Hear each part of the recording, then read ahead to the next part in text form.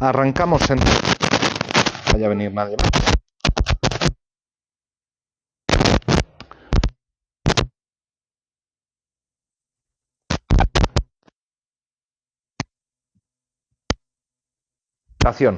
Y nos vamos al criterio de interpretación teleológica. Uy, mierda, ¿otra vez no hay tizas? Ah, no, aquí. 3. Teleológica. A ver, la teleológica se refiere al espíritu de la ley, ¿vale? Podéis probar a usar una ouija, invocarlo al espíritu de la ley y no lo vais a encontrar. Esto en el mejor de los casos es una metáfora de intención.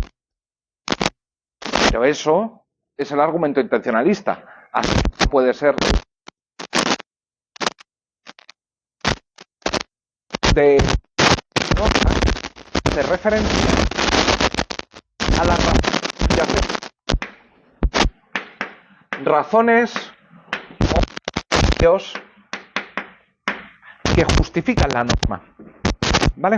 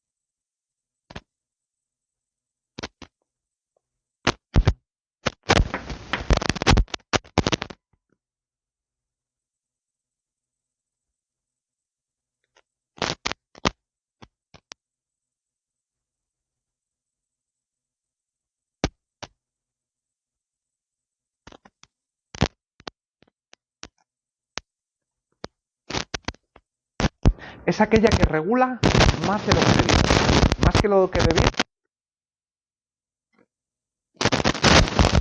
en relación a las razones que justifican.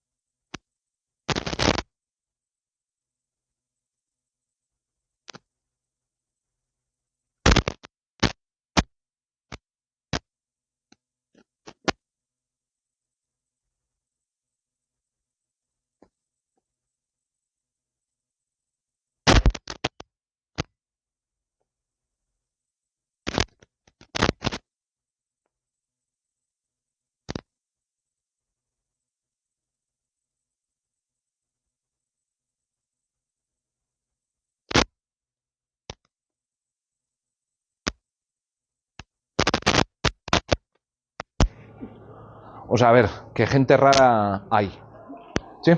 O con una serpiente, o con... Vete tú a saber con qué se presenta. ¿En qué sentido la norma regula menos de lo que debiera? ¿Por qué sería un caso de infraincluyente? Es un caso de infraincluyente porque, claro, la norma está pensada para los perros que molestan. Pero claro, hay otros seres, otros animales que pueden molestar mucho más que un perro, ¿sí? Infraincluyente, supraincluyente. A ver, esta es la idea básica de la interpretación teleológica. Pero a ver, hay que tener claro que este tipo de interpretación parte del sentido literal. ¿Por qué? Porque si os fijáis, cuando decimos que una norma es infraincluyente o supraincluyente, lo que estamos presuponiendo es ya una interpretación de un enunciado. Estamos presuponiendo una norma. ¿Qué norma? Normalmente la norma producto de la interpretación literal. ¿Sí? Así que presupone este tipo de interpretación una corrección respecto a un significado previo. Y ese significado previo va a ser normalmente la interpretación literal. ¿Vale? Pero, a ver, si yo te digo que la norma regula más o regula menos de lo que debiera, ¿cuál es la norma? Si esto se supone que es un criterio de interpretación, y la interpretación sabemos que es el paso de enunciados a normas, mediante la interpretación. Si yo digo que voy a corregir la interpretación por ser supraincluyente, o voy a corregir la norma por ser supraincluyente o infraincluyente respecto de las razones o principios que lo justifican, ¿sí, Lola? ¿Vale? Nosotros estamos...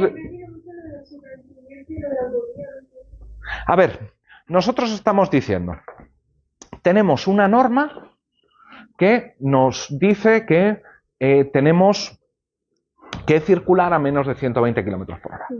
Pero parece que las razones para esto, seguridad vial, un millón de cosas, no parece que justifiquen que yo no pueda poner el coche a 180, 8 de la mañana, carretera despejada. Esto lo tenemos claro, ¿vale? Esto es que sea supraincluyente.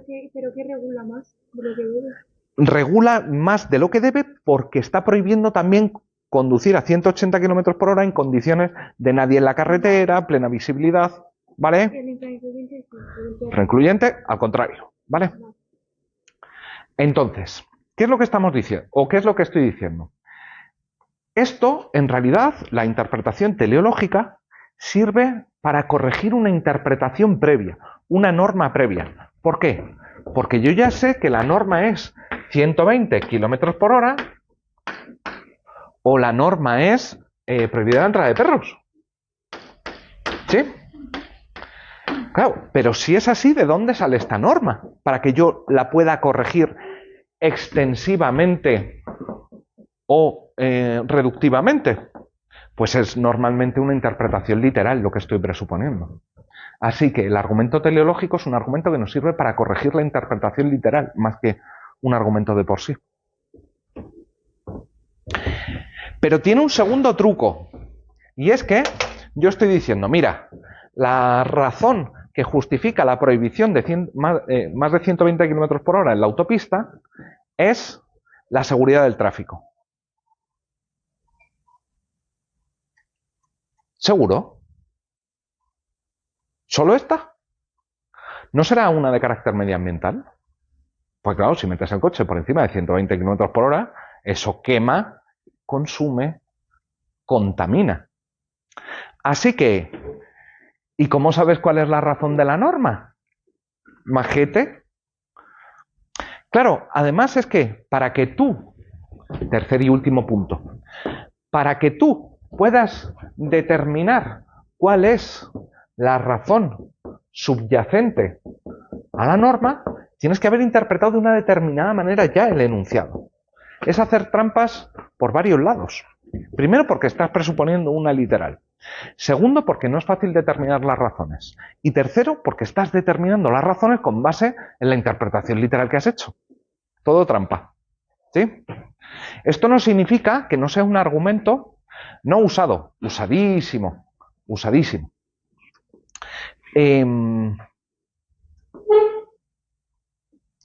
Siempre injustificado. Mirar, aquí nos encontramos no en el ámbito del razonamiento deductivo, sino en el ámbito del razonamiento abductivo. Tú lo que vas a tener que hacer es presentar diferentes argumentos o razones para decir que esta es la razón de la norma y no otra. ¿Sí? Decir, como siempre os digo, decir sin más, es que el fin de la norma es no sé qué. Y se dice, mira, no, ese no es el fin de la norma. Tendrás que demostrarme, justificar que ese es el fin de la norma. ¿Bien? Dime. ¿Y cuánto tiene que ser de grande entre la razón que justifique la regla? Por ejemplo, podría entrar perro, con eso pardo, vale, entiendo que molesta a y turbio, pero un conejo, o yo que sé, o algo que no molesta a la vecina, Sí, al resto de comensales. Mirad, la pregunta de Daniel es muy buena y abre un gran problema que es en realidad el que le preocupa a Schauer. Y es que te dice Schauer, mira, estos son claramente casos en los que la norma, la regla, no funciona respecto de la razón subyacente. Aquí hay algún problema. Te dice, ¿y cuándo deben los juristas, mejor dicho, cuándo deben los jueces modificar la interpretación base, esta interpretación literal, para ajustarla a las razones subyacentes? ¿Qué es lo que te dice Schauer? Casi nunca. Te dice, lo que yo prefiero es casi nunca. De hecho, él distingue entre tres tipos de maneras de entender el derecho. Él distingue, esto no os lo voy a preguntar, entre un modelo que llama atrincherado. Un modelo atrincherado que quiere decir que las reglas raramente van a ser revisables a la luz de las razones subyacentes. Un modelo que llama conversacional, en el que las reglas son completamente transparentes a las razones. Dice, los dos tipos son peligrosos. El completamente atrincherado es el formalismo más extremo. El conversacional es la eliminación total del formalismo. Dice, pensar como un jurista, que así se llama el libro en el que explica esto, implica un punto intermedio, que es el modelo semi-atrincherado, en el que estamos dispuestos a modificar una interpretación literal. Sí, pero raramente. Tiene que ser un caso recalcitrante, tiene que ser un caso fuerte. O sea, que prefiere dejar un momento literal antes que pasar al teológico y no literal. Eso no, si todas las veces nunca está dispuesto, no. Eso es muy grande. Sí. Sí. Sí. A ver, razones y principios son exactamente lo mismo. No, no son exactamente lo mismo. Pero a nosotros nos vale decir que son exactamente lo mismo. Sí, porque si no nos metemos en un vericueto demasiado largo. Sistemática.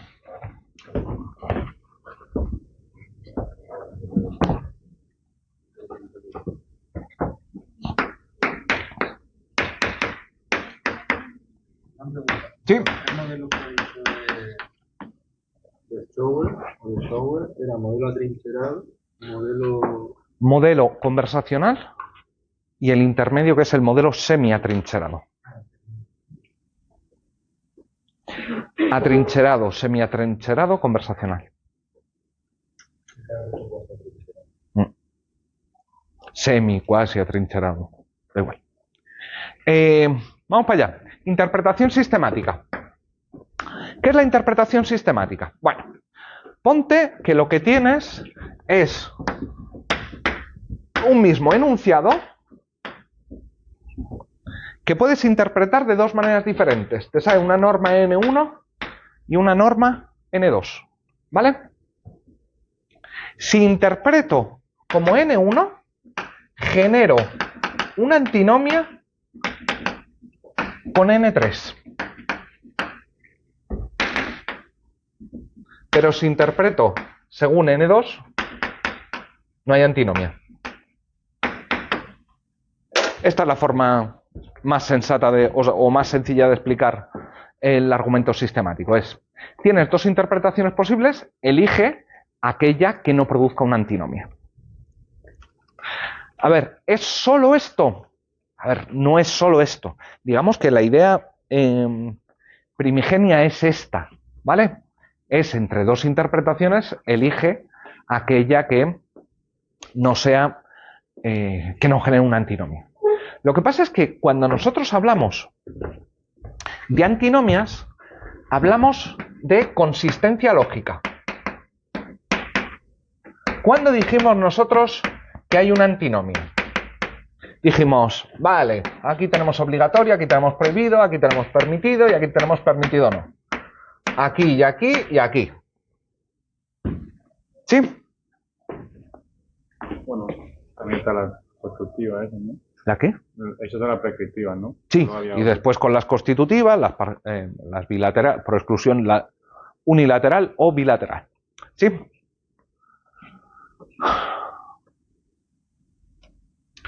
Poneros que la verdad es que lo desconozco.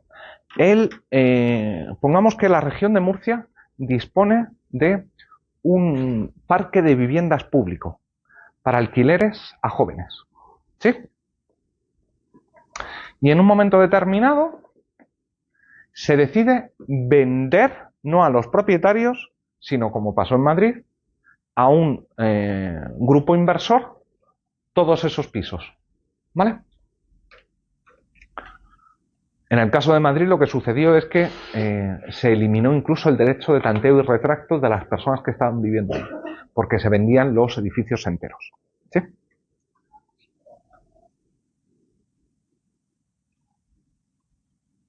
¿Esta norma genera una antinomia con el derecho a la vivienda de la Constitución?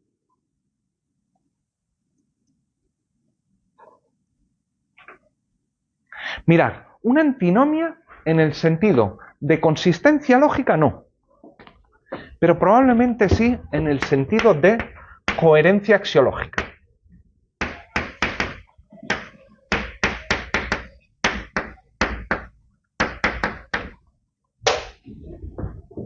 Tenemos otras normas en el ordenamiento con las que no genera directamente una antinomia, pero parece que sí hay una contradicción con los valores que están por detrás. Claro. ¿Sí? Eso es que lo he relacionado con lo del ilícito típico. Porque no hay una regla que no regula un comportamiento, pero nos parece la regla contra el principio. Y ahora verás a mayor razón por qué. De hecho, hay todo un fenómeno a partir de la interpretación sistemática que ha cambiado la forma de entender el derecho en muchos lugares. Y ahora os explico por qué. Mirad, el argumento sistemático tiene diferentes variedades, ¿vale?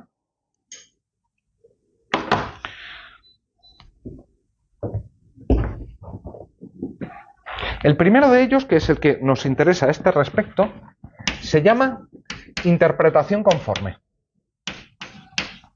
¿Lo habéis oído esto alguna vez? ¿No? Conforme a la Constitución, conforme a los tratados internacionales, al derecho comunitario. ¿Qué es lo que hace la interpretación conforme? La interpretación conforme efectivamente lo podemos reducir a esto. Tienes un enunciado, puede tener dos significados, elige el que no genera antinomia, no solo que no genera antinomia, sino que es coherente axiológicamente.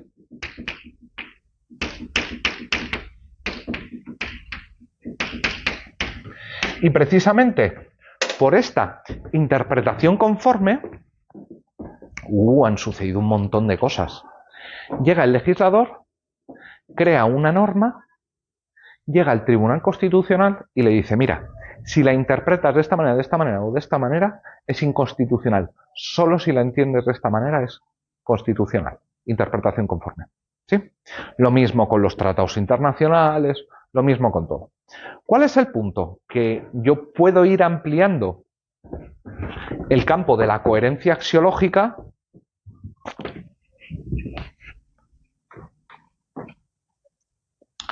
¿Las mascotas forman parte de las familias? ¿Quedan protegidos por el derecho a la familia? ¿Seguro? En el convenio de divorcio hay que poner. Yo para hacer eso ahora. Sí, pero una cosa es que cambien el Código Civil. Si llegase el legislador y dijese, no, mira, es que sacamos que las mascotas entren a formar parte de los acuerdos matrimoniales.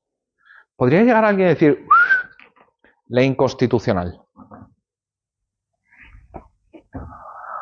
Pues según una interpretación conforme a la Constitución o conforme a los tratados internacionales, sí. Mirad, no es que os afecte directamente, pero en Latinoamérica esto está teniendo un efecto especialmente fuerte. ¿Por qué? Porque lo mismo que nosotros tenemos nuestro Tribunal Europeo de Derechos Humanos, ellos tienen la Corte Interamericana de Derechos Humanos. Y la Corte Interamericana de Derechos Humanos juega fuerte, ¿sí? Es una corte que no le tiembla el pulso para declarar que determinados actos de los estados son contrarios a la Constitución. Se produjo un caso famoso hace relativamente poco, no sé si a alguien le suena, el oso Chucho, ¿no? El oso Chucho era un oso colombiano al que querían dar matarile porque estaba en mitad de la selva y al parecer estaba dando más bien por el culo. Y hubo alguien que reclamó en favor de los derechos del oso Chucho para que no lo ejecutasen. Y llegó la Corte Internacional y dijo, ni se le ocurra matar al oso.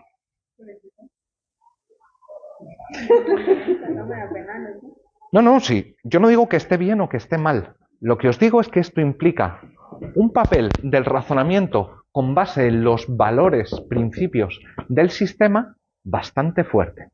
A este fenómeno se le llamó a principios de los 90 constitucionalización del ordenamiento. El proceso de constitucionalización del ordenamiento no es únicamente de la Constitución, que la Constitución, como se dijo en su momento, permea todos los estratos de la normativa. ¿Por qué? Porque no solo la Constitución, son los tratados de derechos humanos, son los tratados internacionales, es cualquier norma que se considere que tenga un valor axiológico relevante. Y no es únicamente un problema de interpretación conforme, tiene otros aspectos que aquí no vamos a ver. Pero mirar, el caso más extremo, no, este ya lo conté, lo de esta persona que prohibieron en su ciudad dar de comer a las palomas.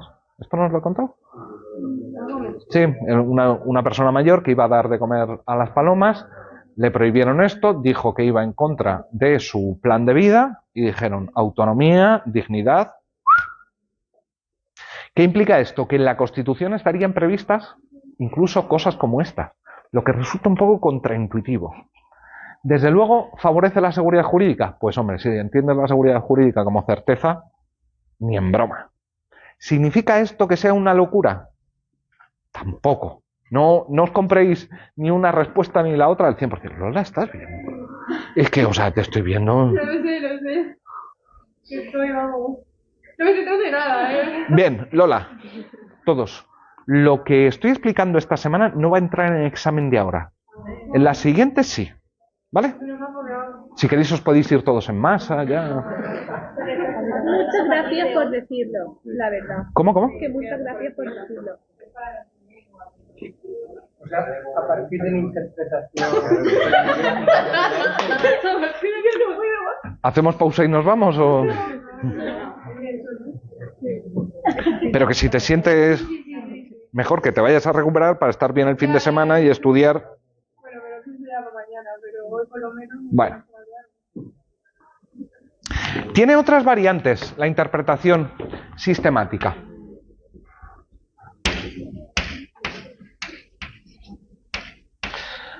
Hay una variante que se llama sedes materiae. ¿Qué significa esto? Te dice, a ver, tienes una definición de niño en el Código Civil. Esta definición de niño la tengo que extender a todo el ordenamiento, a la Constitución, a los tratados internacionales. Tengo que entender lo que ponen los tratados internacionales, que es un niño según mi definición del Código Civil. Te dice sedes materiae. No. Si tú tienes en un texto jurídico, en un cuerpo jurídico, definido un término, esa definición la tienes que aplicar solo para ese texto. ¿Vale? En este caso el Código Civil. Lo malo del sedes materiae es que tiene, o tenemos también dentro del argumento sistemático previsto otro, que es justamente lo contrario, que es el de constancia terminológica. ¿Qué quiere decir este de constancia terminológica? Que toda vez que te encuentres definido un término, amplíes esa interpretación, no que amplíes esa interpretación, extiendas esa interpretación a todas las partes del ordenamiento. ¿Vale?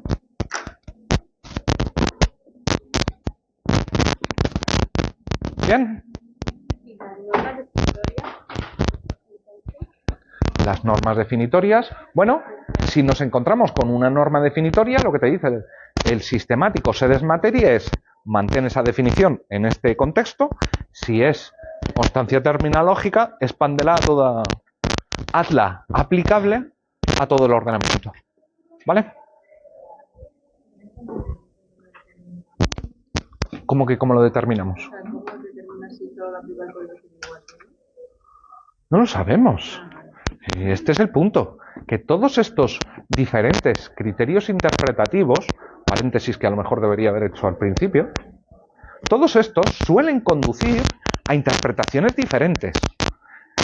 ¿Tenemos algún criterio para decidir entre una y otra? En principio no, lo veremos entre hoy y mañana, que en principio no tenemos criterios, ¿vale? Salvo el Código Civil, que es una pequeña cosa sin importancia. Seguimos, venga.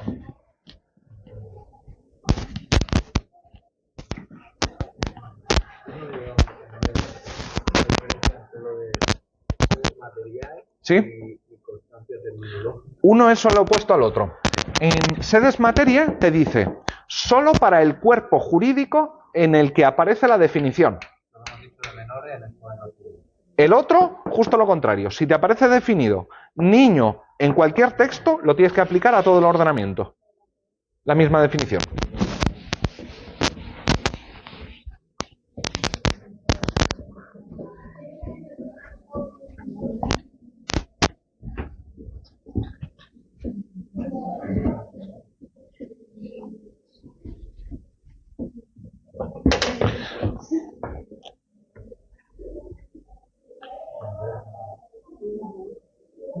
Cinco, a contrario.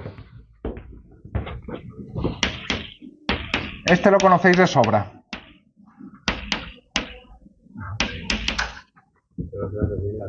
¿Cómo? Sí, a contrario sensu, a contrario, como lo queráis decir. ¿En qué consiste el argumento a contrario? Es bien sencillo. Tienes la norma prohibido estar en clase resfriada y llamárselo. ¿En qué consiste el argumento a contrario? ¿Quién puede hacer un argumento a contrario a partir de esa norma? Estar. Obligatorio estar sano.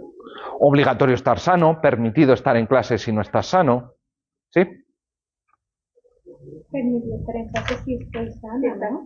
Sí que he dicho. Ah, vale, digo, ya no me sé ni eso. Había dicho que sí, no está Perdón. ¿Quién ve el problema en esto? Parece una cosa que se sigue como de cajón, ¿no? Que es lógica. Lógica deductiva. ¿Es esto un razonamiento lógico? No, ¿Por qué? por lo de la negación del antecedente. No, en realidad aquí lo que estás diciendo es que prohibido estar en clase resfriada implica permitido no estar en clase resfriado. No permitido, no, porque sería no permitido. No permitido, no. A ver, es como si de una prohibición, tenemos una prohibición, estuviésemos deduciendo algo, o estuviésemos deduciendo el comportamiento contrario. Y en realidad no podemos hacer esto. Sabemos que lógicamente, del silencio del legislador, nosotros no podemos inducir nada. Si yo os digo, obligatorio hacer el examen con boli azul y con boli verde. Si no ha dicho nada sobre el boli verde, esto es lo que dice el argumento contrario. Si no ha dicho nada sobre el boli verde, entonces está permitido, prohibido. ¿He dicho yo algo sobre el boli verde? No, no facultativo. ¿Facultativo por qué? Si yo solo estoy diciendo obligatorio hacerlo con boli azul o con boli negro, no sé lo que he dicho. Y alguien se pregunta por el boli verde, ¿ha dicho el profesor algo sobre el boli verde? No, eso es un permiso débil que en verdad es una laguna. Efectivamente. No, que no a ella. No fue lo que explicó el otro día de si se entendería si era permitido o no permitido, dónde dejaríamos con los silencios del legislador. Claro, es que el silencio del legislador, en realidad, a ver, nosotros sabemos que no se mezclen las cosas. Obligatorio implica puede, ¿vale? Si nosotros tenemos obligatorio jugar al fútbol, sabemos que está permitido jugar al fútbol. Si tenemos prohibido jugar al fútbol, sabemos que está permitido no jugar al fútbol. ¿Vale? Esto lo tenemos claro. En el argumento a contrario, lo que hago es cambiar el supuesto de hecho. Cambio el caso de ¿es obligatorio jugar al fútbol? Infiero que está prohibido jugar al baloncesto. Esto es lo que no puedo hacer. O del hecho de que sea obligatorio jugar al fútbol, digo que entonces está permitido hacer faltas. ¿Sí? Mirad, para que haya una falacia tiene que haber un razonamiento. ¿Aquí tenemos un razonamiento? Sí, veamos cuál es el razonamiento. El razonamiento es en realidad una forma de contrafáctico. ¿Qué es un contrafáctico? Un contrafáctico es si el legislador hubiese pensado en este caso, habría decidido lo opuesto. ¿Sí? Si el legislador hubiese querido hacer obligatorio el baloncesto, lo habría dicho. Si el legislador hubiese querido decir algo sobre hacer faltas, lo hubiese dicho. Por tanto, como no lo ha dicho, tenemos dos variantes. La primera variante se llama interpretativa. ¿Y qué es lo que hace? La variante interpretativa lo que hace es crear una laguna axiológica.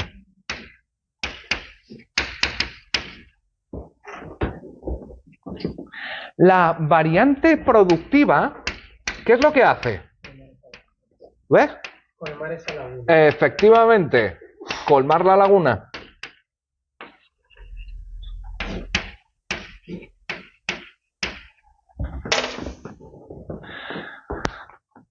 ¿Forma de razonamiento válido? No. Válido así como deductivo. Si válido entendemos deductivo, no. Se usa si implica que vas a tener que justificar el contrafáctico. Si el legislador hubiese querido. Pero claro, ¿cómo justificas si el legislador hubiese querido? ¿Qué es lo que estás haciendo? Te estás poniendo en la piel del legislador y sabiendo qué es lo que habría pensado.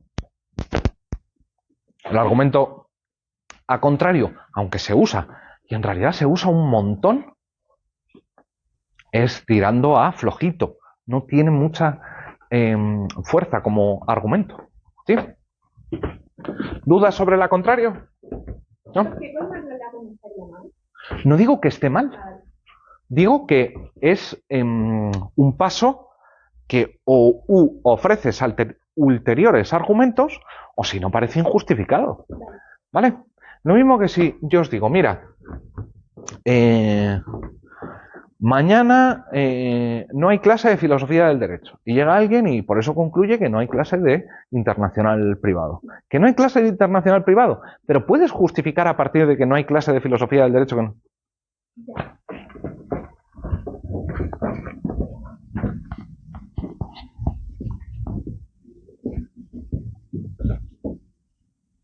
¿Vamos bien de momento?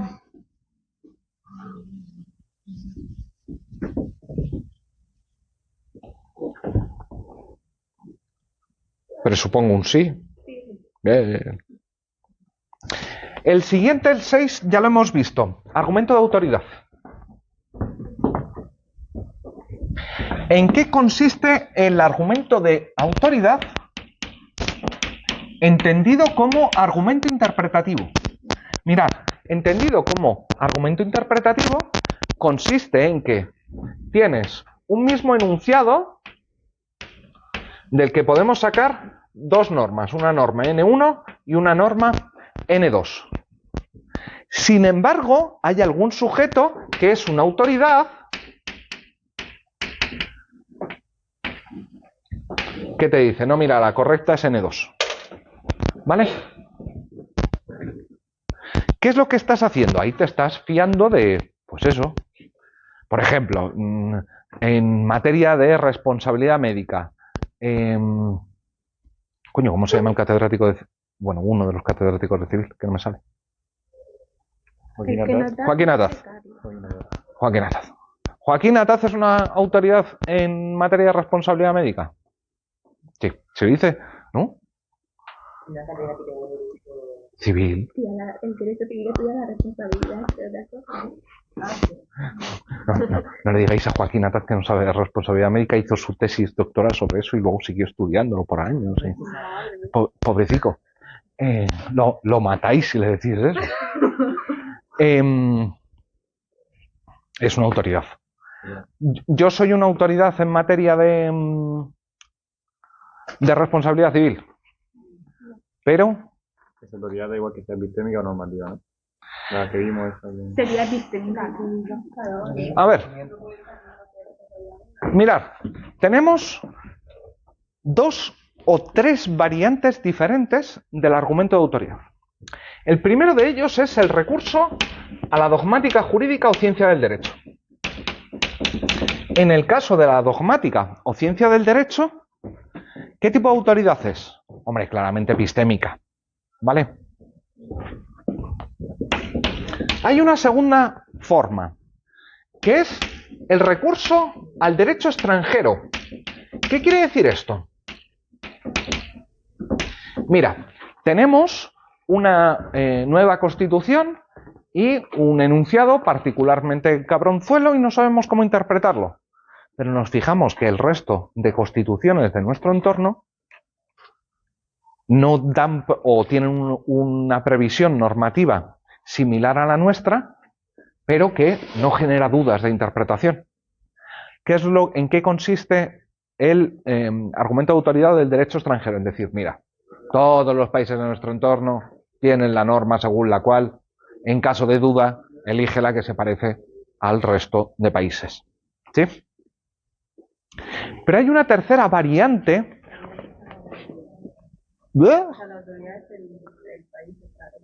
Vale, ahí, ¿cuál es exactamente la autoridad? ¿Qué tipo de autoridad sería? ¿Epistémica? ¿Normativa? A ver, normativa, si es un Estado extranjero, te diría, este no tiene autoridad sobre mí. Pero claro, epistémica, porque la hayan hecho ellos, ¿será que tienen razón sobre cómo debemos interpretar nosotros nuestra Constitución? Que no saben ni nuestra moral, o sea, ni nuestra costumbre, que ellos no saben nada de nosotros. Entonces, pues mira, entonces lo que hace es beber un poco de las dos. O es una autoridad en cierto sentido normativa y en cierto sentido práctica y en cierto sentido epistémica. Epistémica, ¿por qué? Joder, si no les estuviese funcionando bien esa interpretación, la habrían cambiado. Tienen experiencia o habrían cambiado su norma, el enunciado constitucional. La voz de la experiencia. ¿Son una autoridad? A ver, que no es que lo diga mi prima la del pueblo, que es Francia, Italia, Alemania, Chile o quien queráis. ¿Sí? Así que en parte es una autoridad epistémica, en parte es una autoridad práctica. Por supuesto. Si aquí estamos siempre lindando con el problema de la falacia de autoridad. De hecho, sabemos que para diferentes sujetos puede que una misma persona sea una autoridad y para otros no. Lo ideal es que apelemos a autoridades que gocen de un gran reconocimiento en cuanto a autoridades. Claro, uno podría decidir, no sé quién nos ha dado civil, pero pongamos que no es un supercatedrático ni una supercatedrática. Y tú citas a tu profesor de Derecho Civil. Es decir, no. Cita a Díez Picazo. ¿Por qué? Porque Díez Picazo se considera que es. Cita a Rodrigo Berkovich, que que se supone que os cita Joaquín Ataz en materia de responsabilidad médica, que todo el mundo dice, ¿sí? Puede ser que diferentes autoridades reconocidas como autoridades den opiniones contrarias, sí, pues, o sea, esto es muy frecuente. ¿Sí? Hay una tercera forma, o se suele incluir una tercera forma de argumento de autoridad, que es el recurso a los precedentes. Pero mirad, esto yo creo que no es una forma de argumento de autoridad y os lo explicaré separadamente si me da tiempo. ¿Vale? ¿Qué hora tenemos? Menos 10. Vale. Seguimos un poco.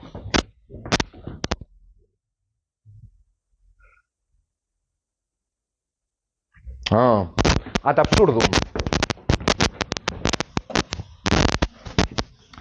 Alguien que tenga el ordenador abierto, ¿me lee el artículo de la Constitución relativa a el ejército? No de memoria. Hostias, qué tío, mira. A ver. El artículo 8 de la Constitución española dice que en ejército es por algo de la Constitución jurídica, bueno, dice que De la construcción. de la norma implícita y el... Sí, sí. Eso lo he contado yo. Ah, pero no este año. No. Ah. Digo. Pues entonces pongamos otro. No sé. Derecho a un medio ambiente sano. ¿Cómo? No me dio tiempo, acaba de No, o sea, estaría bien. Esto aparece recogido en varios tratados internacionales. Derecho a un medio ambiente sano. ¿Sí? Joder, o sea, me ha saltado lo borde. Perdón. Derecho a un medio ambiente sano.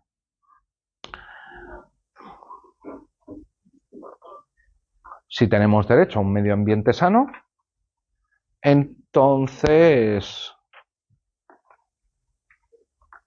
prohibido comer carne, prohibido los coches, prohibido, ¿qué más? Usar avión. O sea, eso no prohibido, ultra prohibido. comprar en Shein. O sea, eso es cruz y raya, completamente. El otro día vi un trocito de un documental sobre desperdicios textiles. Al parecer es un problema tan grande como el del plástico. La Virgen. ¿Alguien diría que esto es una interpretación razonable del derecho a tener a vivir en un medio ambiente sano? Prohibido comer carne. ¿En qué consiste me parece que es el 7, argumento ad absurdum? Absurdum. El argumento ad absurdum, en realidad, como la mayoría que estamos viendo, es una regla interpretativa de segundo orden. ¿Por qué? Porque te dice, mira, tienes un enunciado que puede expresar diferentes normas. Pero N2 es prohibido comer carne. Es una interpretación absurda. Ahora bien, ¿qué quiere decir que una interpretación sea absurda?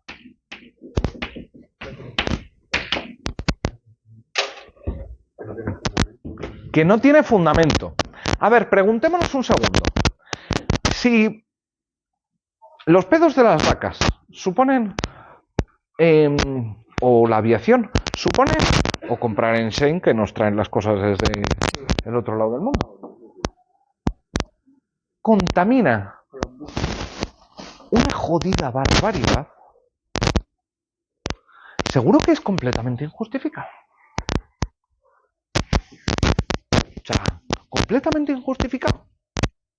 No, pero parar el mundo por cumplir la norma tampoco es que sea muy complicado. No, porque como tenemos otro planeta ahí al lado. No, tampoco.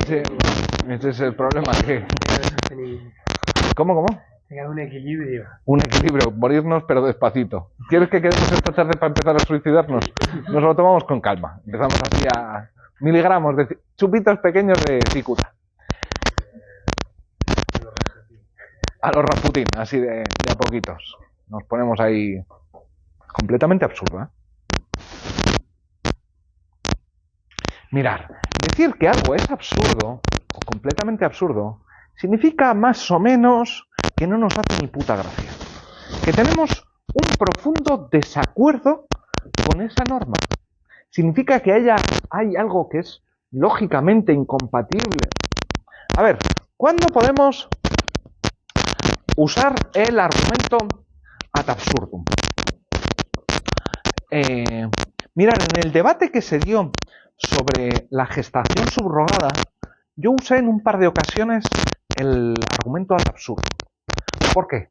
Porque hubo un momento que salió el argumento de esto supone una mercantilización del cuerpo de las mujeres.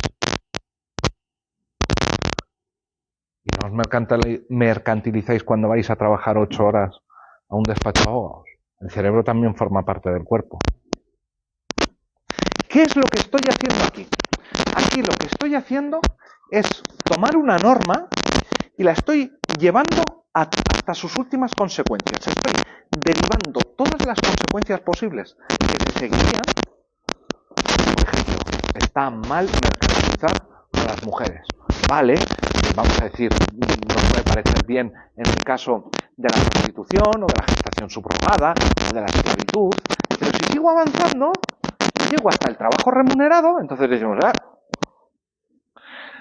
tengo o puedo acudir a una interpretación ad absurdum cuando le estoy mostrando a alguien que aceptar esa norma tiene consecuencias absurdas, consecuencias que no nos gustaría. A lo mejor lo que tendríamos que hacer es abolir el trabajo asalariado. Agrupe. ¿Eso mismo has dicho? Ah, tío. ¿Dónde? El carnet del partido. Y si no es absurda y tiene algo de lógica o algo puede llamarse una construcción jurídica. Mira, ¿es un argumento el argumento ad absurdum? Es dar un puñetazo encima de la mesa.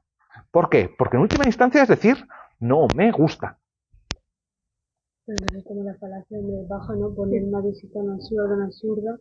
A ver, es lo mismo que una falacia de hombre de paja. Mira, os muestro la diferencia. ¿Cuál es una falacia de hombre de paja? Pongamos que llega alguien y os pregunta, ¿qué ha contado el profesor en clase? Y dice, pues mira, una cosa acerca de lo que dicen que hacen los jueces, pero que no lo citan en sus sentencias y por lo tanto no vale para mucho. Hostia, ¿sería esto una reconstrucción caritativa de lo que he dicho? Joder. Gracias, Paco, que ha sido el único que lo ha dicho así con creencia. Una reducción al absurdo lo que implicaría es que yo me tomo en serio tu argumento, pero muestro todas sus consecuencias lógicas y te muestro cómo hay algunas de esas consecuencias lógicas que a mí me disgustan y probablemente a ti.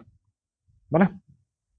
Una pregunta. ¿Podría ser, por ejemplo, el problema que hubo cuando Irene Montero habló sobre si los niños tenían la libertad para poder tener relaciones con sus hijos y entonces empezó a argumentarse de lo que defendía Irene Montero era la pederastia? Sí, claro. ¿Eso sería lo que sería el argumento absurdo? Tengo dudas de si fue que se pudiese rechazar como argumentación ad absurdum o que no fuese una falacia del hombre de paja.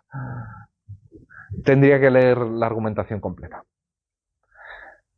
Pero mirar, por ejemplo, vuelvo con el caso de Irene Montero. A Irene Montero le hicieron en un momento determinado una entrevista y diciendo que estaba argumentando en favor de las mujeres trans, ¿vale? ¿Y qué es lo que hizo? Dijo, mira, es que ser mujer no es tener vagina, ser mujer es tener una posición de desigualdad, vivir en una situación estructural de opresión, y así siguió con un montón de calificativos para decir, mira, no es una cuestión de haber nacido con determinados órganos sexuales. Y el entrevistador, nada agresivamente, Le dijo, perdone señora ministra, ¿usted es una mujer oprimida? No. ¿Es usted, está viviendo usted bajo violencia estructural? Dijo, no. Le fue preguntando una a una las cosas que había dicho y la conclusión, que se seguía lógicamente, es Irene Montero no es una mujer. ¿Sí? Esto es claramente una demostración de un argumento ad absurdum. Que dice, bueno, has puesto tal tipo de condiciones que ni tú cumples el este. ¿Sí? Claro, está rechazando su argumento una serie de enunciados. ¿Por qué? Porque llevan a una consecuencia que es absurda. Claro, pero ahí el argumento absurdo es lo que dice Irene Montero. Sí, claro. Lo único que hace es como destruirlo. No. Lo que es el argumento ad absurdum es probar las consecuencias absurdas del argumento de otro. ¿Vale? En eso consiste el argumento ad absurdum. Es una manera de destruir argumentos. Ah, vale, que no es el que lo emite, sino el que lo destruye. Ese sería el argumento ad absurdum. Exactamente. Pero no deja de ser un argumento válido, ¿no? ¿Es un argumento válido? A ver, si, vuelvo al caso de Irene Montero. ¿Era completamente absurdo que Irene Montero estuviese diciendo esto?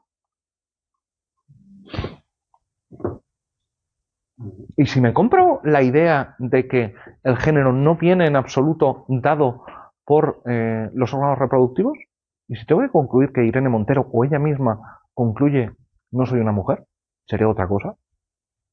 ¿Es esto absurdo? Lógicamente se seguiría. Más bien hay una base de carácter axiológico. ¿Significa esto que no puedes usar el argumento ad absurdum? Claro que lo puedes usar. No es de los más usados. ¿Por qué? ¿Por qué no es de los más usados? Porque para usar bien un argumento ad absurdum hay que ser capaz de mostrarle al auditorio que una premisa que está aceptando o una norma que está aceptando, alguna de sus consecuencias lógicas que estarían implicados les va a resultar inaceptable. Pero claro, para esto hay que tener cierta imaginación. ¿Por qué? Porque tienes que ser capaz de imaginarte todas las consecuencias posibles que se siguen de un determinado enunciado o de una determinada norma. Es lo mismo que si llega, mirad si salió, no sé si salió aquí o en el otro grupo. Lo que está fuera escrito en el campus es prohibida la entrada de animales. Y alguien podría interpretar literalmente prohibida la entrada de animales. ¿Y quién entra aquí? Ni Dios, no entra nadie, porque somos todos animales. ¿Sí? Esto sería una forma de interpretación ad absurdum. Sería completamente ilógico. A lo mejor en un momento determinado podría tener sentido prohibida la entrada de animales, yo que sé, porque ha habido contaminación nuclear o alguna, solo pueden entrar máquinas en el futuro, qué sé yo. En el ejemplo, el argumento pertenecía al entrevistador o al entrevistador. Era el entrevistador quien, para rechazar su interpretación, diríamos en nuestros términos, o su argumento en general, le muestra las consecuencias no deseadas de lo que está diciendo. Entonces podría ser como el absurdo, como una interpretación literal llevada a su parte. No tiene por qué ser el literal, podría ser con el sistemático, con el teleológico. La interpretación que sirve de base puede ser cualquiera, pero insisto, el argumento ad absurdum no sirve para construir una interpretación, sirve para eliminar una interpretación. Puede ser como, por ejemplo, también lo que estuvimos hablando sobre los seguros privados y los públicos, cuando se puso lo del argumento de yo primero me curo y luego vemos si lo que estaba bien o estaba mal, y me acuerdo que dijimos que entonces ahí se estaría dando la ley del más fuerte. Ahí el absurdo sería el de la ley del más fuerte. Claro. Cuando yo les digo, ojo que esto lleva unas consecuencias y es que te puedo pegar una paliza para quitarte los órganos, porque primero veremos si me curo y luego ya veremos si está bien o mal. ¿Sí? Venga. Ah, no, pausa. Sí, que son las 12 y 3 minutos.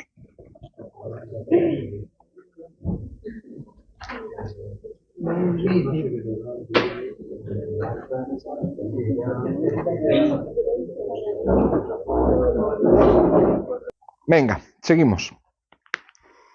Vamos con analogía.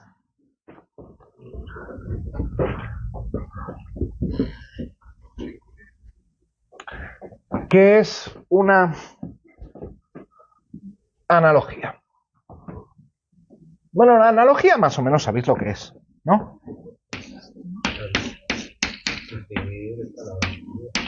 En civil está la analogía. Vamos a buscar la analogía. ¿Qué os contaron de civil, en civil de analogía? Allí cuando erais infantes. Que está en el 4-1, perdiendo, 4-1. Cuando para un supuesto no regulado, se aplica otro. A ver, entonces, tenemos un supuesto regulado y un supuesto no regulado, ¿vale? Y entonces, ¿qué es lo que has dicho, Mariluz? Se aplica. Para el no regulado, se aplica el regulado. Es decir, que lo que estaría diciendo Mariluz, hola, es que tenemos una norma N1 que nos dice prohibido comer pasta.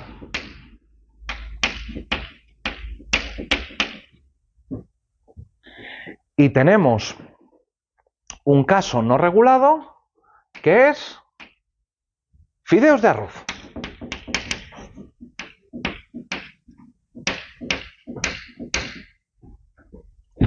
Lo que nos está diciendo Mariluz es que una analogía es para un caso no regulado, los fideos de arroz son pasta. Llegamos a la misma conclusión. Pero a ver,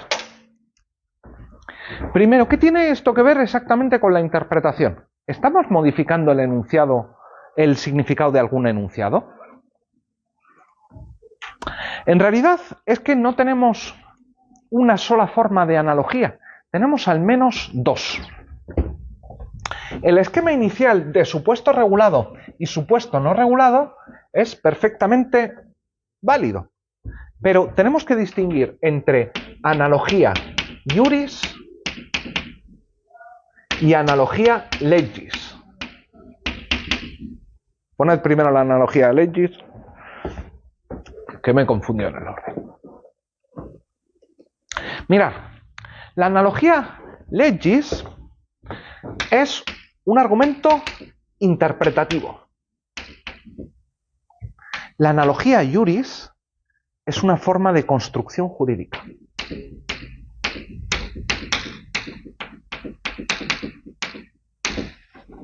Empecemos con la analogía legis. Volvemos a nuestra norma. Prohibido comer pasta. Y tenemos nuestro supuesto fideos de arroz.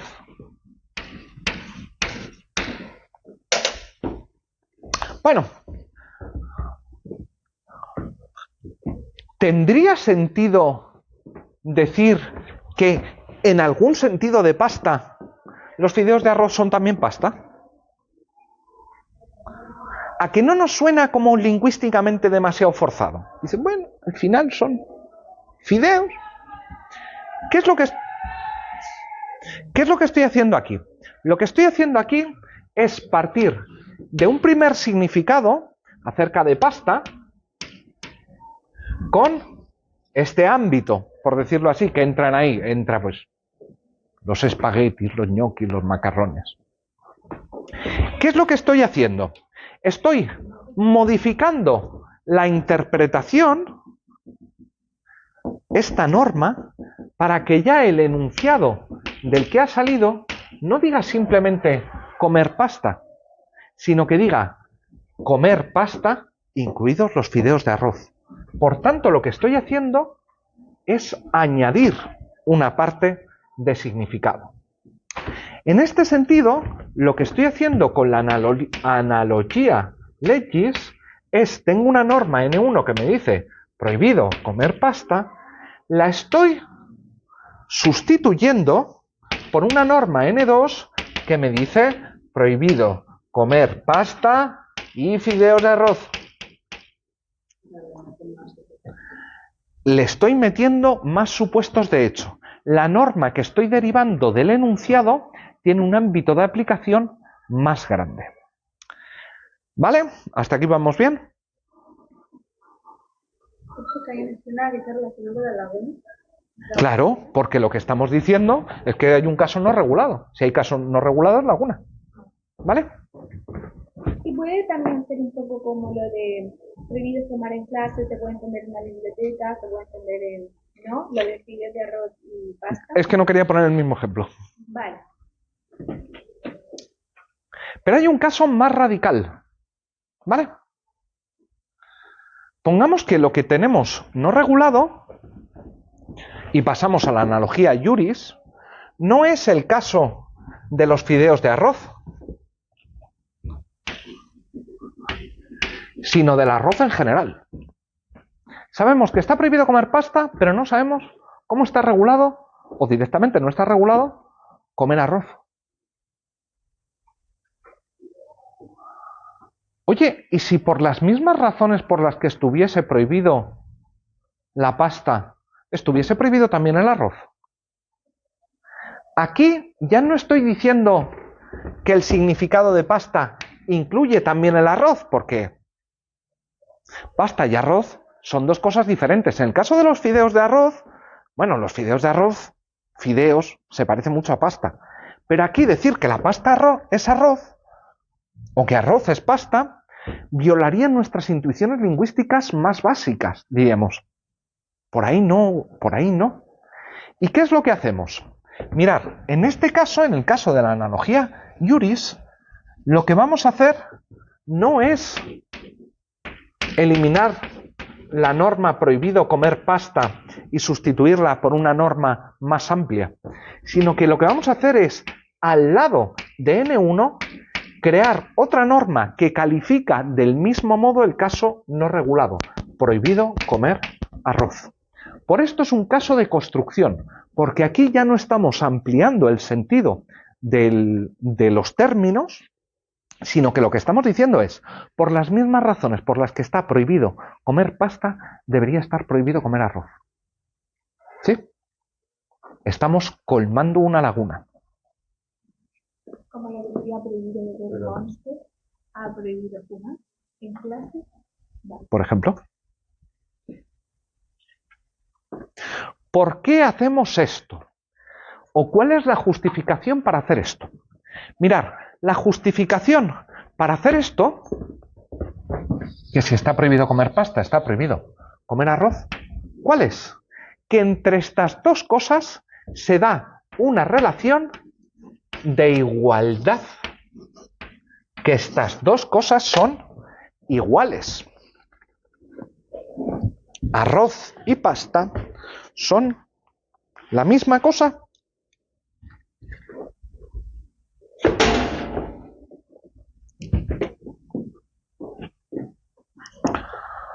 ¿Son estos dos bolígrafos iguales?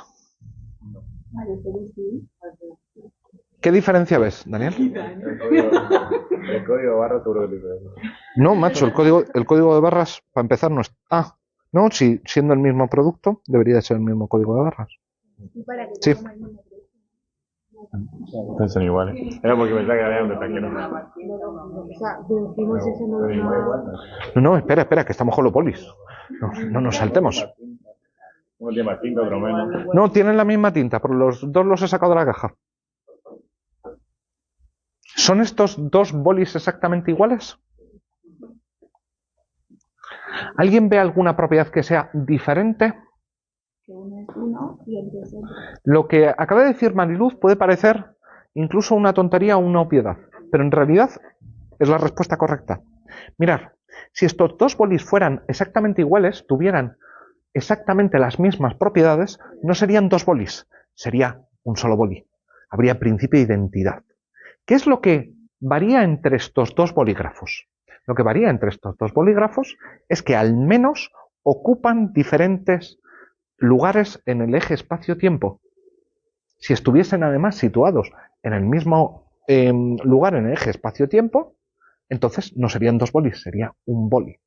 ¿Por qué esto es importante? ¿Existen dos cosas iguales? Hombre, iguales. Iguales no. Dos cosas iguales no existen porque si fueran iguales serían idénticas. Y si fueran dos cosas idénticas serían una cosa, no dos. ¿Sí? Así que esto es importante porque toda vez que yo digo que esto es igual o estos no son iguales, ¿qué es lo? Venga, ¿ahora son iguales estos dos bolígrafos? ¿No? ¿Por qué? La situación no es la misma, desde luego, pero alguien podría decir, bueno, aunque a uno le falte la capucha, los dos bolis siguen siendo iguales, uno con capucha, otro sin capucha. Y alguien puede decir, no, mira, es que el hecho de que uno tenga capucha y el otro no, marca una diferencia. Uno tiene una propiedad que el otro no tiene, ¿vale? Pero, ¿cómo decir? Si uno lo ponga boca abajo y el otro boca arriba, ya tienen dos propiedades que... Están en distintas situaciones. Vale, pero admitiendo que están en diferente posición, uno está boca abajo y el otro boca arriba. ¿Es esto algo suficiente para considerar que son dos entidades, perdón, que ya no son iguales? Mirad, cuando nosotros decimos que dos cosas son iguales, dado que no puede ser un juicio de identidad, porque si fuera un juicio de identidad sería una sola cosa, ¿qué es lo que estoy haciendo? Lo que estoy haciendo cuando hago un juicio de igualdad es considerar que hay una serie de propiedades que son relevantes para establecer la igualdad. En última instancia, por ejemplo, Gerard y yo hemos dicho lo mismo. Marilu, es una elección valorativa de... No, tú y yo estamos diciendo lo mismo que Marilu. No, nos hemos dicho que son iguales. He dicho que sí. A ver, cuando Queralt está diciendo hemos dicho lo mismo, lo que está diciendo es las diferencias en nuestra forma de expresar son irrelevantes. ¿Sí? Lo relevante es que el significado de lo que hemos dicho es idéntico. ¿Cómo sabemos qué propiedades debemos considerar como relevantes para considerar dos casos iguales o no? Evidentemente la respuesta es a ni puta idea. No lo sabemos. Por supuesto. Mirad, toda vez que hacemos un juicio de igualdad, estamos haciendo previamente un juicio de relevancia. ¿En qué sentido un juicio de relevancia? Que estamos diciendo, mira, todos los sujetos o todas las entidades que cumplan con estas tres propiedades, que son las tres propiedades que nos parecen relevantes, entonces van a ser iguales. Todos los hombres son iguales. A ver, ¿somos iguales todos los hombres? Pues evidentemente no. Cuando decimos todos los hombres son iguales, ¿qué es lo que estamos haciendo? Lo que estamos haciendo es un juicio de relevancia respecto de qué propiedades son las que consideramos importantes para establecer el grupo de los iguales. Incluso cuando decimos todos los hombres son iguales, llegamos incluso a decir que el hecho de ser varón o no es irrelevante también. Y decimos todos los hombres, entendido todos los hombres y todas las mujeres. ¿Sí? O hay quien no, hay quien dice que todos los hombres sois iguales y vosotras sois menos iguales que nosotros. ¿Sí? Lo que me interesa es que es una cita de Rebelión en la Granja, en realidad, de George Orwell. Lo que me interesa es que cuando, o lo que me interesa que tengáis claro es que cuando llevamos a cabo un razonamiento por analogía, ¿qué es lo que estamos haciendo? Lo que estamos haciendo es decir que hay dos entidades que son iguales, lo que presupone un juicio de relevancia, y no solo que son iguales arroz y pasta. Pues hombre, en cierto sentido sí, en cierto sentido no. Claro, los dos son carbohidratos, los dos son alimentos. ¿Estas dos cosas son suficientes para que yo decida poner aquí prohibido? En realidad, este es un juicio ulterior, es un juicio posterior. No únicamente estoy diciendo que dos seres son iguales, entendido de no idénticos, sino que tienen unas mismas propiedades que me parecen relevantes, sino que estoy diciendo que esas propiedades que me parecen relevantes para considerarlos iguales justifican el mismo tratamiento jurídico. Si yo digo, mira, es que lo mismo, tenemos la prohibición de bañarse en lagos. ¿Sí? ¿Bañarse en embalses? A ver, si lo tomo como analogía, leyes, ¿puedo estirar el significado del agua hasta que entre en embalse? Complicado. Admitamos que complicado. Bueno, pero aún así, ¿tienen propiedades comunes? Sí, propiedades comunes, evidentemente, son dos masas de agua. Ya, pero el hecho de ser dos masas de agua hace que sean merecedores del mismo tratamiento jurídico.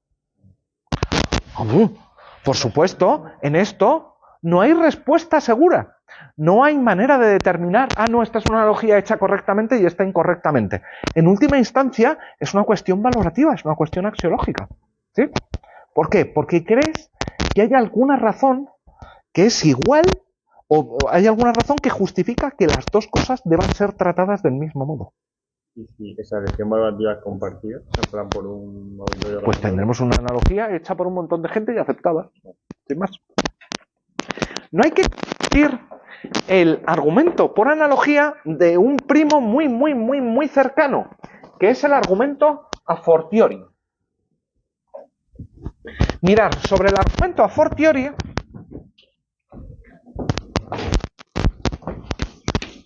¿ya es la hora? ¿Ya estáis hasta el moño de mí?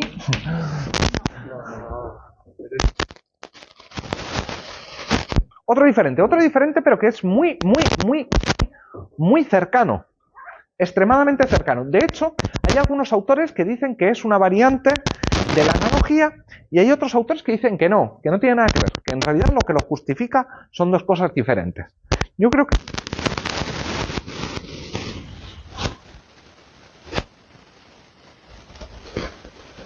a definir así a fortiori. Mirad, en un argumento a fortiori tenemos, de nuevo, el caso regulado y el caso no regulado.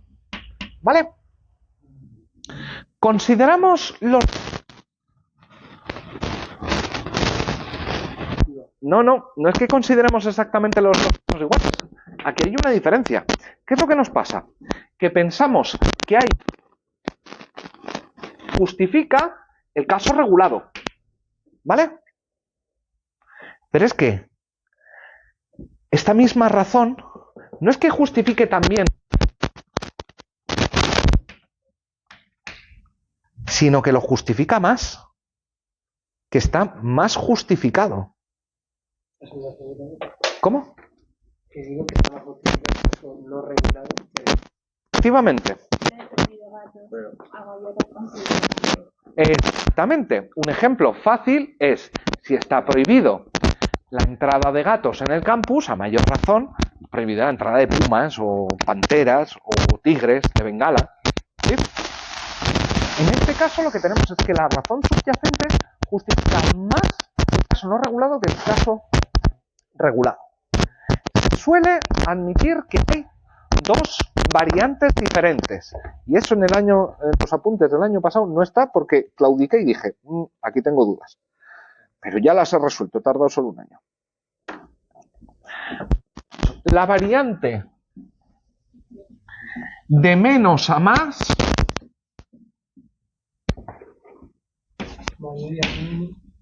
exactamente, nos evitamos el latinismo.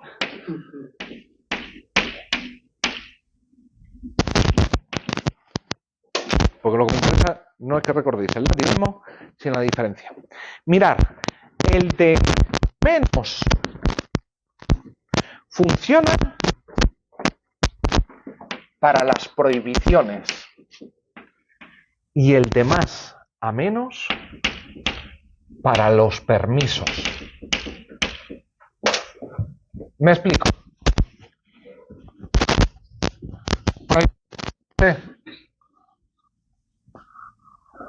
Venga, prohibido fumar en clase, N1. Y hacer hogueras en clase, ¿cómo está? Joder, si está prohibido, ¿no? A mayor razón, prohibido hacer hogueras. usted? Ah, ok. Que tenía algún cardé. N1. Permitido comer en clase. Si está permitido comer en clase, beber, pues a mayor razón, porque molesta menos.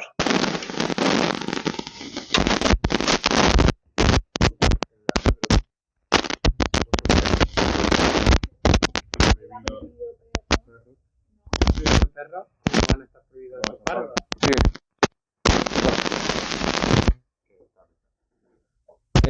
¿Eso que está haciendo el matemático?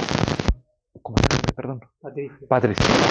Patricia ha sido capaz de desentrañar las premisas ocultas del razonamiento de Dani, mostrándolo no como una falacia, sino como una consecuencia. Como un buen ejemplo, en este caso.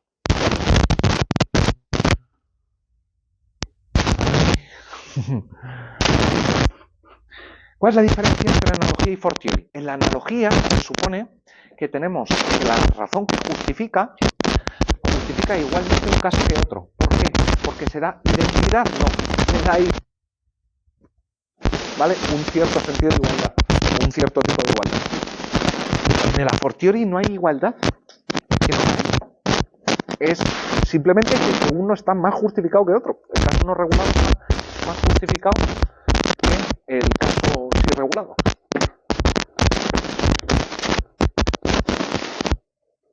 El caso más regulado, más justificado.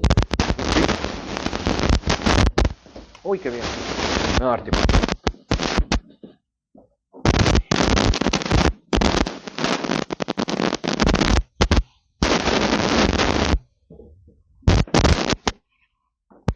¿Alguien se acuerda de las condiciones de la prisión preventiva?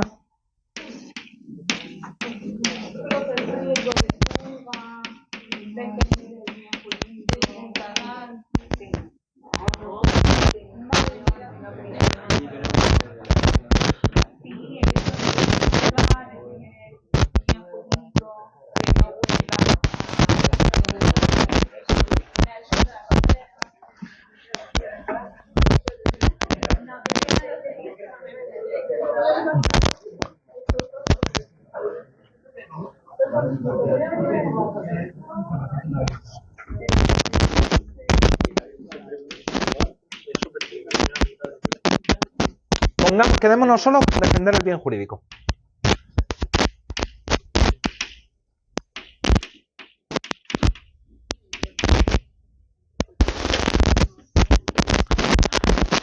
Pongamos que lo que tenemos es una persona que, yo qué sé, mira, como hizo Rita Maestre en su momento, que entró en la capilla de la Complu en pelotas. ¿Sí?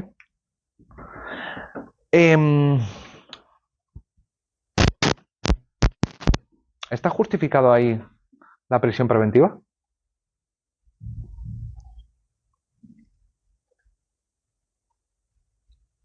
Pregunto. ¿La deberían haber metido en preventiva? A ver, ¿cuál es el bien jurídico ahí? El bien jurídico es la protección de los sentimientos religiosos. Por la libertad de expresión, ¿no? Pero ahí, El bien jurídico dañado es la libertad de expresión. Ella se está El bien- expresando muy libremente. Sí, no, ella se está expresando libre como Dios la trajo al mundo, nunca mejor dicho, o como su madre la trajo al mundo. el bien jurídico es más bien subjetivo, es decir, no es como el cuerpo material de una persona. No, es por el que se comete un ofensa a sentimientos religiosos, nos guste o no, pero es un caso dudoso, pero es ofensa a sentimientos religiosos.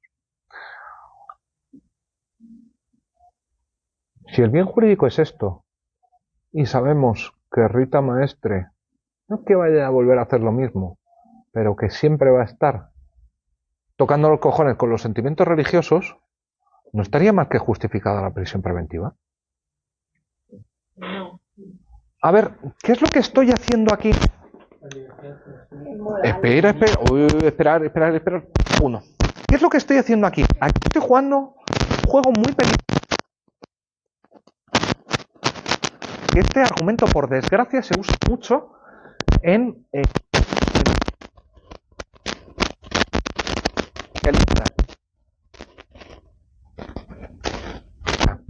voy a entre varias interpretaciones de cuál sea aquel que conduce a las consecuencias que me parecen más apropiadas, aquellas consecuencias que me parecen mejores. Para la gente que estaba tan cabreada la ofensa a los sentimientos religiosos, alguien podría haber adoptado un argumento consecuencialista. Decir, no, mira, ¿a la luz de qué? A la luz de que no se vuelva a producir ningún tipo de daño al bien jurídico. No te digo que te tenga que gustar, te digo que está esta forma de razonar. En materia penal, los razonamientos de tipo consecuencialista no son peligrosos, joder, son hiperpeligrosos. ¿Por qué son hiperpeligrosos? Porque ignoran completamente las garantías. La regla o los enunciados se vuelven maleables, se vuelven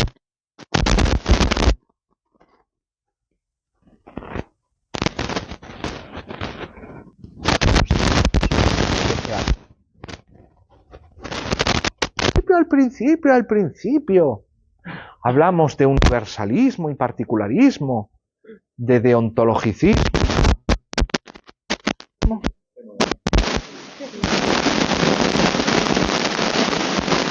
Eso era el particularismo. El consecuencialismo, lo que se está diciendo es, más allá de cuál sea una solución a un estado de que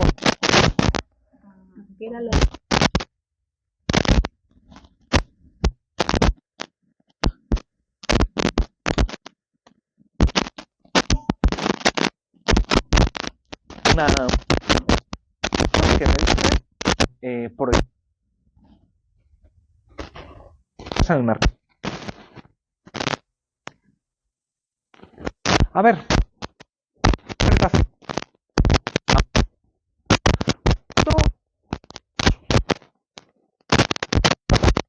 que estaba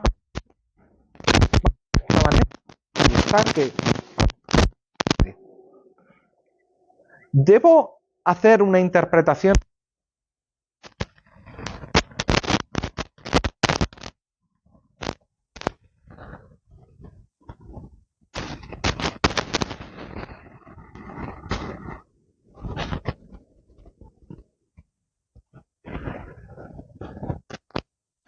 en realidad buscador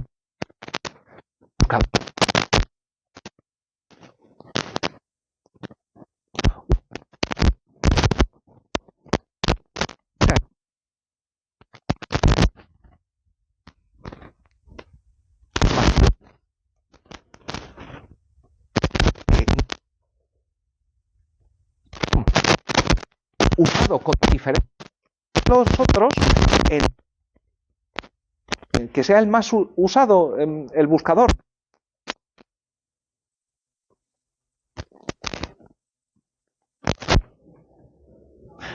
¿Todo de qué va a depender? De o que sea ¿dónde?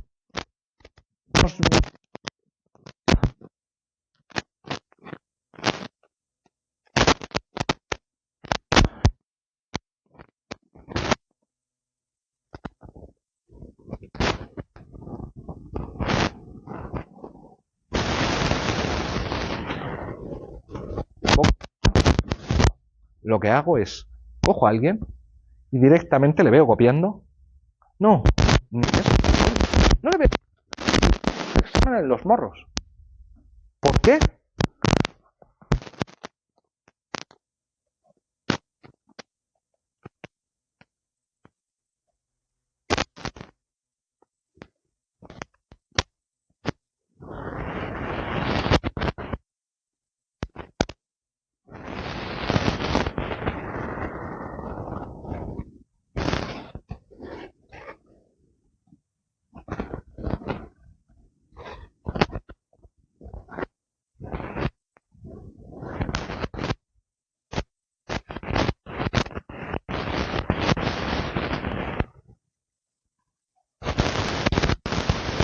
¿Listo? Y hay que descartar la plano? ¿No?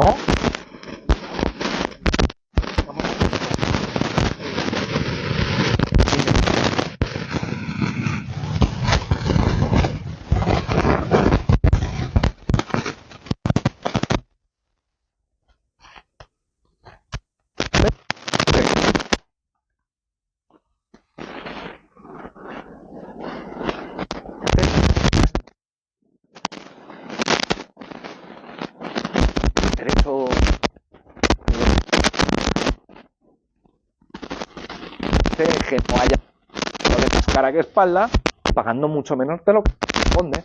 Así que para que la evolución sea la mínima posible y esté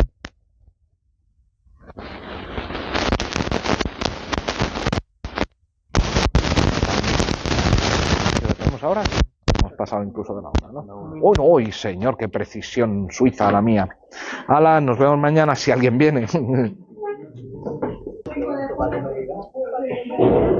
Luego me pasé